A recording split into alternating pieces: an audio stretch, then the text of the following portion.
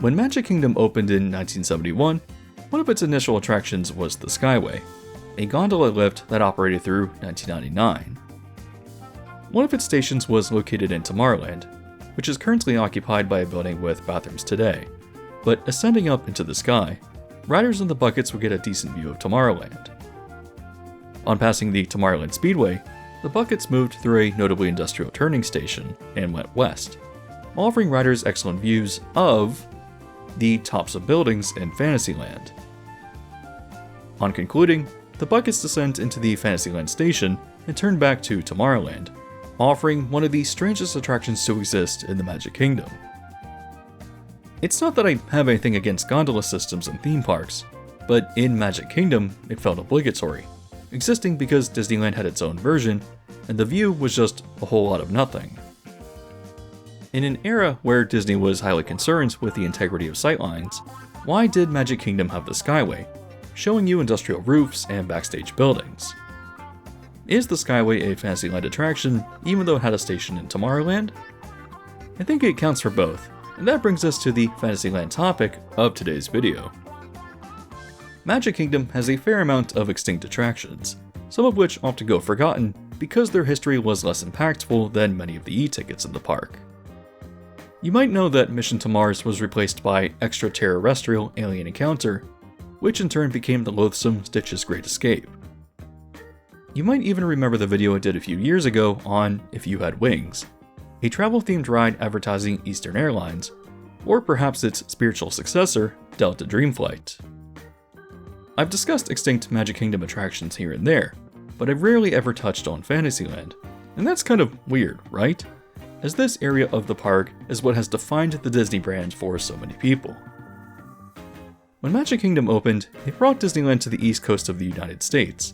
It was the definitive theme park experience for most of the country through the end of the 20th century. Fantasyland itself has enchanted hundreds of millions of people, and yet when I watch through footage of the Skyway and see the view of the lagoon from 20,000 Leagues Under the Sea, I wonder what it actually entailed.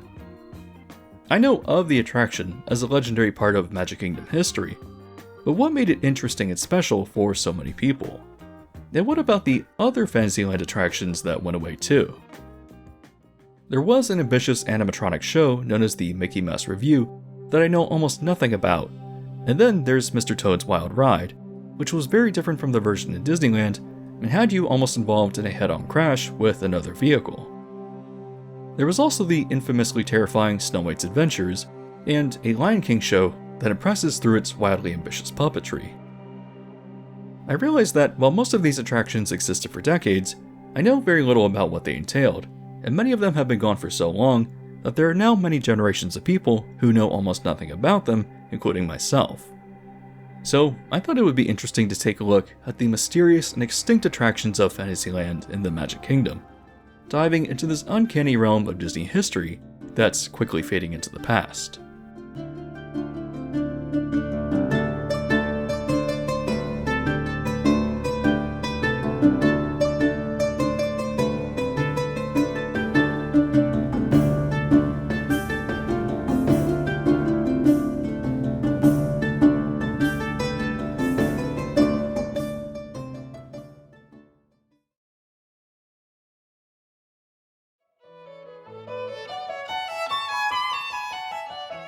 For decades now, Mickey's PhilharMagic has sat in the castle courtyard as a comedic 4D film centered around the topic of music, but it's actually a spiritual successor to a much older show. When Magic Kingdom opened, this theater hosted the Mickey Mouse Revue, and while I know of its existence, I've never actually taken the time to really dissect what the program entailed. On entering the attraction, park visitors watch through a pre-show projected onto a screen, and as music plays overhead, a narrator introduces themselves as a personification of the soundtrack. He is depicted as an animated wavelength on screen, and as he experiments with different sounds, the vibrations cause the line to change and adapt into different shapes. The soundtrack then introduces his friend Mickey Mouse, and showcases how in the earliest short, Steamboat Willie, Mickey and the soundtrack came together to produce something innovative. The pre-show then spends the next 5 minutes discussing the evolution of Mickey and Friends while emphasizing music, and highlighting scenes where Mickey is involved with either playing or conducting music. The film goes into a segment where it showcases Fantasia, and then from there, transitions into costumed characters dancing in front of Cinderella Castle. As they begin to dance with park guests, the narrator announces that you'll be seeing Mickey live in concert, and then the film ends, with doors opening into the next theater where visitors will be seated. Once the show begins, the curtains part, and an animatronic orchestra rises from the stage, with each member being a famous animated Disney character.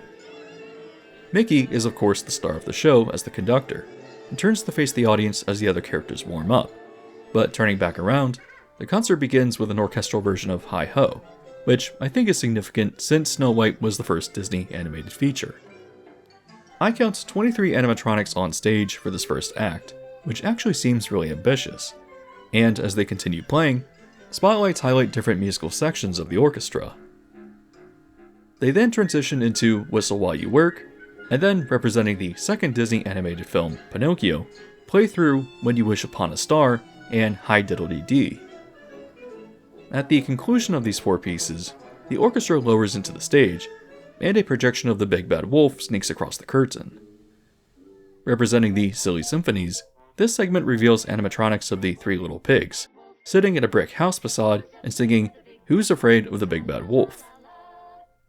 The curtain drops as they finish, and then the next act appears with Snow White and the forest animals. She sits and sings I'm Wishing, and on its conclusion, the seven dwarfs appear on the left in their cottage and perform the silly song. Just in this Snow White segment alone, I count 30 animatronics, which is again very impressive. For the next act, Alice appears in the garden and sings All in the Golden Afternoon among 14 animatronic flowers, and this is then followed by an appearance from the three caballeros who sing their main theme. A gag throughout this segment involves a projection effect depicting the characters moving around the stage as they progress through the song, which I believe involves 9 different animatronics just for this short 60-second segment. You may or may not know this, but the 3 animatronics in the center of the stage were later reused for the Grand Fiesta Tour at Epcot, so at least a little bit of history from the show still survives up through today. For the next act, Cinderella is revealed as the fairy godmother sings Bibbidi Bobbidi Boo, and working her magic, reveals a different Cinderella animatronic in her enchanted ball gown. This segment then transitions to So This Is Love, as Cinderella and Prince Charming dance across the curtain as a projection effect. Continuing, Brer Fox, Brer Bear, and Brer Rabbit rise to sing Zippity Doo-Dah, as the main orchestra appears and joins in. As the song continues, the other characters from the other acts contribute, although I want to note that there is now a new Prince Charming animatronic who stands beside Cinderella just for this short segment. At its conclusion, the lights fade out and the spotlight focuses on Mickey as the orchestra lowers back into the stage and plays a final rendition of the Mickey Mouse March. Taking a bow, Mickey then thanks the audience and tells them that this concludes the show as the curtains close. For being an attraction that not many people remember, as it operated for only 9 years from 1971 and through 1980, the Mickey Mouse Revue seemed incredibly expensive and had a scale far larger than I initially anticipated. Throughout the entirety of the show, I count 87 different animatronics that appear, some of which are shown for less than 20 seconds, and really reveal how the old era of Disney would really go above and beyond. So why did this show only last such a short time at the Magic Kingdom? For whatever reason, it was moved to Tokyo Disneyland for its 1983 opening, and ran there through 2009. While I think it's interesting that Mickey's PhilharMagic is a spiritual successor to the Mickey Mouse Revue, it just doesn't live up to the scale of what you're seeing here. I'm surprised that it didn't stick around longer, because otherwise I think it would have become a classic. That's enough about this show though, so let's move on to the extinct Fantasyland rides.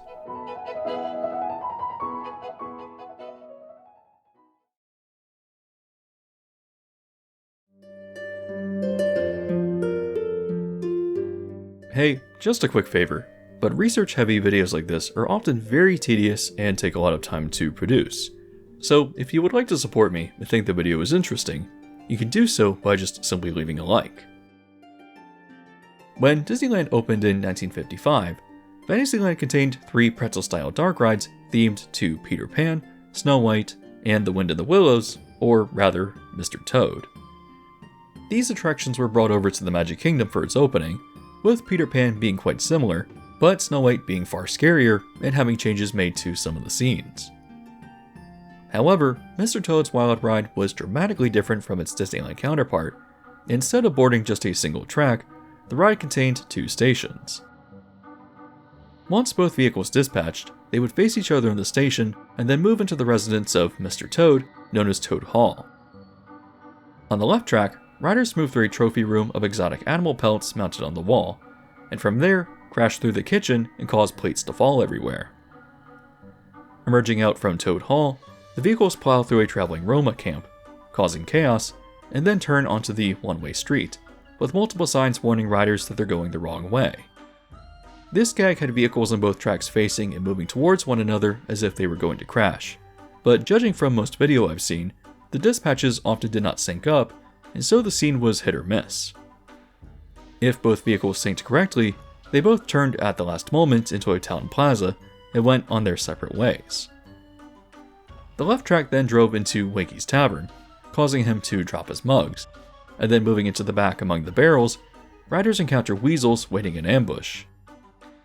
Emerging out into the countryside, the vehicles pass by Ratty's cottage as he opens the door, and then encounter an active railroad crossing, turning left onto the tracks, and then proceeding into a dark train tunnel.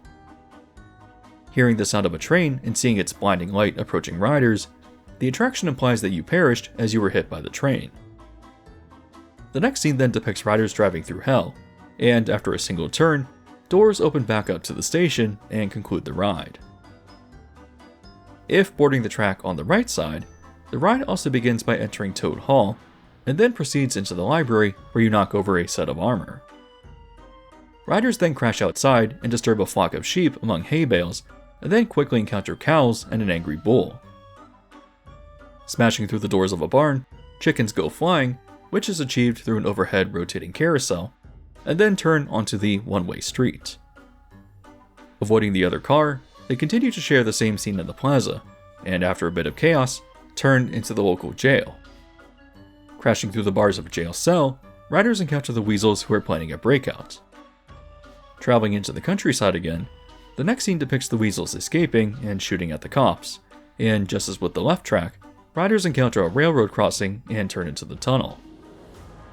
Perishing in the same way after being crushed by the train, riders again find themselves in a hell scene that mirrors the other track. So the question is the Magic Kingdom version of Mr. Toad's Wild Ride better or more interesting than the Disneyland version?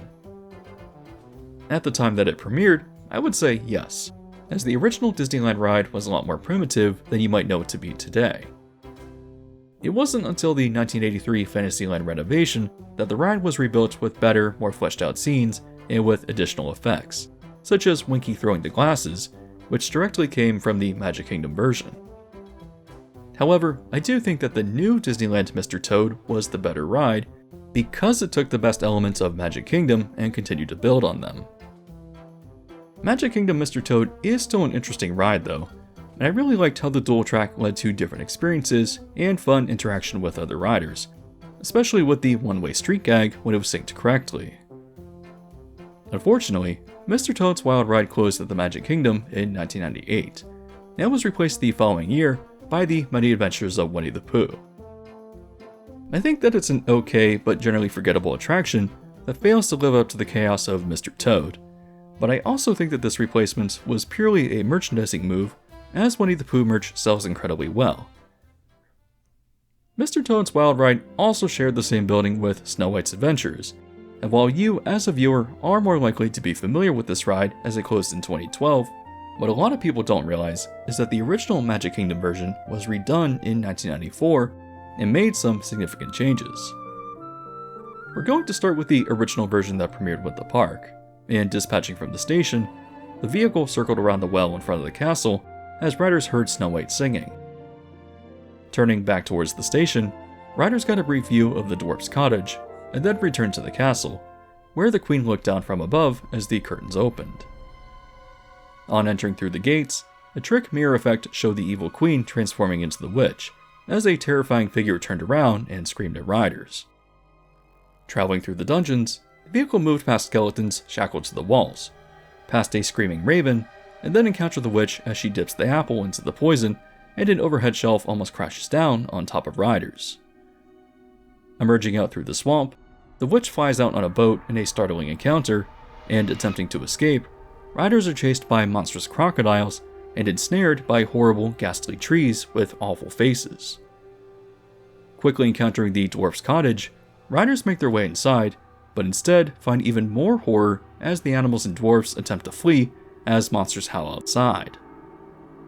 After a brief encounter with the witch, the vehicles leave the cottage and move past foreboding vultures as the witch gives chase. Escaping into the dwarf's mine, the witch now tries to collapse the shaft, and failing that, sends a minecart to crush riders instead, which they avoid. Making a right into a room of gems, the witch now drops a massive diamond, successfully eliminating riders as you hear her echoing laugh, and emerge back out to the station.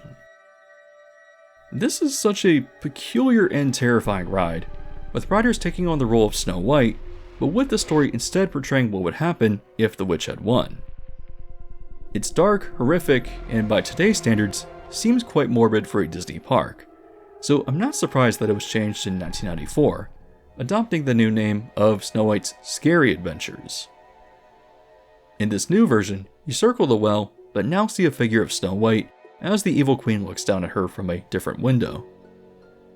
Entering the castle, riders pass by the mirror on the wall, and the next few scenes play out much the same, although the witch looks less scary and her dialogue involves a lot less screaming. The witch tipping the apple was moved forward to replace one of the skeletons, and a new outdoor scene was added where the huntsman appears and tells Snow White to run away as you witness her screaming in the woods. The rest of the woods escape scene is similar to the original, although with less scary designs for the trees and audio. Moving into the dwarf's cottage, it offers a bit of relief as you encounter them playing and dancing to the silly song, but quickly, riders encounter Snow White as she takes the apple from the witch through the window. Continuing through the woods and into the mine, the dwarfs now make an appearance as they try to save Snow White, and shortening the scene and moving back outside, they encounter the witch as she now tries to drop a boulder on top of riders instead of a diamond. However, a bolt of lightning and a scream implies that she instead now perishes, and the ride got a new extended ending where the prince kisses Snow White and allows her to wake from the spell. Turning the corner, they ride off happily, and Dopey sits above, waving goodbye. Even with these new changes, this new Snow White was still one of Disney's scariest and most interesting dark rides. Unfortunately, this too was replaced when it closed in 2012 as part of the new Fantasyland expansions to the park, with the ride being gutted and turned into Princess Fairy Tale Hall, a meet and greet space of all things. When Disneyland first opened, its Fantasyland achieved an excellent variety between its rides, with Peter Pan embracing whimsy, Snow White tackling fear, and Mr. Toad being just pure fun and chaos. The Magic Kingdom was right to adapt this formula, but expand on these same dark rides, and unfortunately, with the removal of Mr. Toad and Snow White, it definitely lost something special. For being the most attended Disney park, Magic Kingdom has the most underwhelming Fantasyland. I think that the removal of these rides, despite their weirdness, played a big part in diminishing the impact of this land.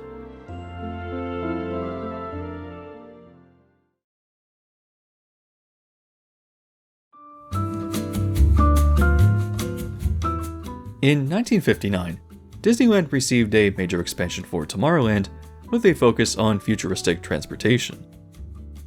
This included the addition of the Matterhorn bobsleds, the Disneyland monorail, and the submarine voyage, which took guests on a journey under the water through a series of show scenes that presented the illusion of diving deep into the ocean. Despite much of the ride depicting ocean life, there was a fantasy element to it as well, with a scene focused on the ruins of Atlantis and an encounter with a sea serpent. When Magic Kingdom was being developed, the submarine voyage was to be brought over, but since its placement was in Fantasyland, the subs were designed to look like the Nautilus from the Disney live-action adaptation of 20,000 Leagues Under the Sea from 1954. I suppose that the science fiction aspect of the story does make sense in the realm of fantasy, but I'm surprised that this attraction wasn't really all that different from the submarine voyage, and really only changed the aesthetic of the subs and the narration that played throughout the ride. Once visitors boarded the sub and it dispatched from the station, the organ soundtrack from the film began to play, and the subs moved through the outdoor portion of the lagoon. Here, the narration by Captain Nemo begins to describe the animatronic sea life that you see out of the portholes, and on both sides of the sub, riders will encounter fighting lobsters, a cast of crabs, a pair of green sea turtles, grouper searching for food among the sand, a bed of giant clams, eels poking out from the rocks, and a variety of other tropical aquatic species. Eventually, the subs move past divers, which Captain Nemo explains are a crew from a satellite ship and are working to harvest food and kelp from the ocean to sustain the crew. Riders then pass by an octopus that has ensnared a shark, and as a crew member shouts that a surface storm is approaching, bubbles alongside the sub simulate diving. This is the point where the subs enter the covered show building in the dark, making for an interesting illusion of diving and an effective transition. The next scene has riders witnessing a ship graveyard, as Captain Nemo describes the nearby sharks as silent sentinels of the sea, protecting the treasure on the ocean floor. Approaching the polar ice cap, the ride now navigates under icebergs, which are illuminated with multicolored lights, simulating the aurora borealis. Diving even deeper, riders are submerged in darkness and pass by a variety of deep-sea creatures, some of which are visible through their bioluminescence, as Captain Nemo describes. Making the order to ascend, the sub rises, and Captain Nemo remarks that they've made a discovery: the lost run of Atlantis. A crew member named Mr. Baxter makes an offhand comment of how the continent was surrounded by legends of sea serpents and mermaids, but as you pass by actual figures depicting these creatures, Captain Nemo dismisses him as just hallucinating from being underwater for too long. Moving into more rockwork, the set is lit with red light, and a crew member states they're gliding into active volcanic activity, with the dialogue implying that a volcano was what sunk Atlantis. To avoid danger, another bubble effect simulates an ascent, and moving closer to the surface, riders pass by another satellite ship that Captain Nemo remarks looks like it had been crushed. Suddenly, the sub finds itself ensnared by the tentacles of a giant squid, and the crew deploys a repellent charge, which, judging from the strobes and crackling sound effect, I think implies that the whole of the sub is electrified, which ends the attack.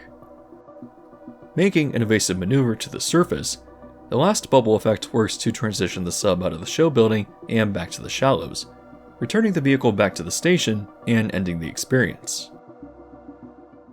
I know for a fact that I've been on this attraction, but I was too young to actually remember it, and so my only real experience is with the subs in Disneyland. That attraction closed in 1998, but was brought back in 2007 with a Finding Nemo overlay, and so that's the only real experience with this attraction that I have any vivid memory of. The Finding Nemo version of the submarine voyage is a one-and-done kind of attraction, because between its poor capacity and tedious loading procedure, the content of the ride just doesn't really make it worth going out of the way for. However, looking now at the original ride and the 20,000 Leagues Under the Sea version, I'm seeing something that's much more intriguing, filled with mystery, atmosphere, and an old Disney charm that continues to get more rare. Unfortunately, 20,000 Leagues Under the Sea Submarine Voyage closed in 1994 for a planned refurbishment, and just never reopened, likely because maintenance costs were incredibly high for an attraction that reportedly just wasn't very popular by that point. Soon, the abandoned lagoon framed a Little Mermaid meet and greet known as Ariel's Grotto, and then it was filled in and became a playground known as Pooh's Playful Spot from 2005 and through 2010. It was then closed and demolished as part of New Fantasyland, with the former attraction space becoming Seven Dwarfs Mine Train in 2014. From my experience with the Finding Nemo iteration of this ride, I'd assumed that 20,000 Leagues was something that people looked back on fondly with nostalgia, but probably wasn't nearly as interesting as its reputation seems to suggest. However, taking the time to watch through the ride and listen to the narration really sold me on the experience, which just seemed wonderfully atmospheric, with just enough mystery to be intriguing, but not necessarily scary. While I think that this attraction probably would not be a good fit for the Magic Kingdom today, its legacy as a strong experience still stands. And so, I'm glad that I've taken another look at this legendary ride and learned about what it really had to offer.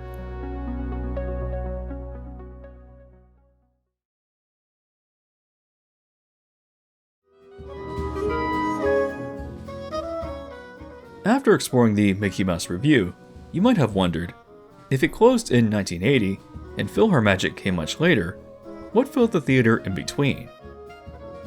From 1987 and through 1993, the theater showed Magic Journeys, a film designed for the Imagination Pavilion in Epcot that was replaced by Captain EO, hence moving it to the Magic Kingdom. However, the Courtyard Theater then introduced a new show in 1994 known as The Legend of the Lion King.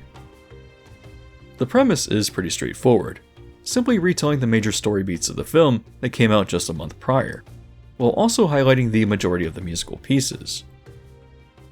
The roughly 20-minute show was a combination of impressive puppetry, which was supplemented with scenes from the film that were projected onto the stage.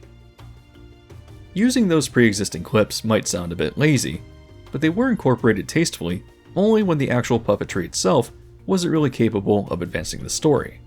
Like for example, the wildebeest stampede that was combined with a practical set to illustrate Scar's confrontation with Simba over the body of Mufasa. I'm assuming that you know the story of the Lion King, so I'm not going to go through the narrative of the show, but I do want to highlight that A, the puppetry and sets for this were incredible. B, I like that Rafiki was actually played by a person in costume with an articulated headpiece. And C, some of the musical segments are really clever. For example, in I Just Can't Wait to Be King, the set and puppets are accompanied by cutouts of animals moving across the stage, which is such a simple but effective way of emulating the artistic style of the film during this segment. The Legend of the Lion King ran for 9 years up through 2002, where it was then replaced by Mickey's PhilharMagic the following year. But I'm actually incredibly surprised that I've rarely ever heard people talk about this show, because it was just wildly ambitious. Looking back at the extinct attractions of Magic Kingdom's Fantasyland, it really is kind of stunning how much better it used to be. The Mickey Mouse Revue, while a product of its time that probably wouldn't be interesting to audiences today, has an old school Disney charm to it that is enhanced by just how expensive it looks. The many scenes in the show have an astounding quantity of animatronics found throughout, and I have to respect what it was going for. On the other side of the land, Mr. Toad's Wild Ride was a unique attraction that expanded on the Disneyland original in interesting ways, and unfortunately was replaced by the okay-ish, but ultimately forgettable, Many Adventures of Winnie the Pooh.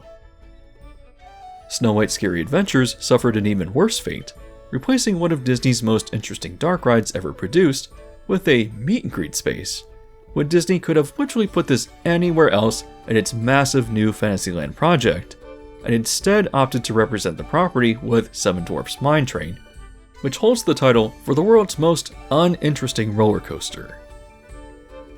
Speaking of this space, while I understand why it had to go, 20,000 Leagues Under the Sea Submarine Voyage was a Disney classic that embraced the best of both fantasy and science fiction. And looking at how this idea evolved into the fascinating dark ride at Tokyo Disney Sea, I think that a new interpretation of this ride would be very welcome at the Magic Kingdom. Finally, The Legend of the Lion King is a show that impresses through its quality design, and considering that it was replaced by Mickey's PhilharMagic, which is fine but still a lot less interesting, it really makes me realize that the Courtyard Theater could be utilized for a much better show. Was Fantasyland at the Magic Kingdom a lot better in the past?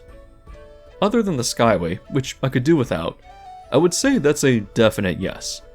And while I don't want to get too negative and take more jabs at the creative projects from the Iger era, I think it's clear that New Fantasyland was a lot of lost potential, failing to expand Magic Kingdom in a meaningful way.